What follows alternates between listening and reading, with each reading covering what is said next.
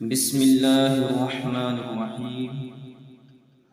سامعین و ناظرین، ایک مرتبہ حضرت سلیمان علیہ السلام کے پاس ملک الموت آدمی کی شکل میں ملاقات کے لیے آئے۔ اس وقت حضرت سلیمان علیہ السلام کے پاس ان کا وزیر بھی بیٹھا ہوا تھا۔ ملک الموت نے اس وزیر کی طرف کئی مرتبہ گھور کر دیکھا۔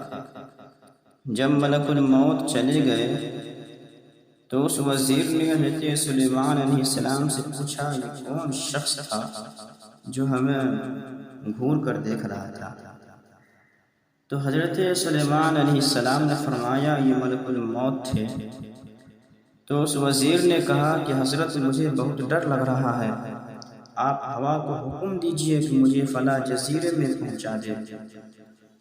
حضرت سلیمان علیہ السلام نے حکم دیا، وہ ہوا کے گھوڑے پر سوار ہو کر کئی ہزار کلومیٹر دور چند منٹ میں جا پہنچا۔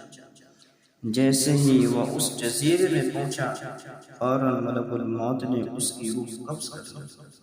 پھر کئی دن بعد جب دوبارہ ملک الموت آئے تو حضرت سلیمان علیہ السلام نے عرض کیا کہ فلاں دن اس وزیر کو بار بار آپ گھور کر کیوں دیکھ رہے تھے؟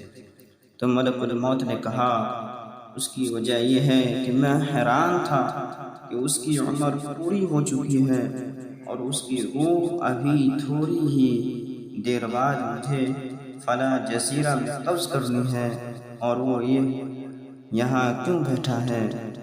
موت کب آئے گی، کس جگہ آئے گی، کسی کو نہیں معلوم۔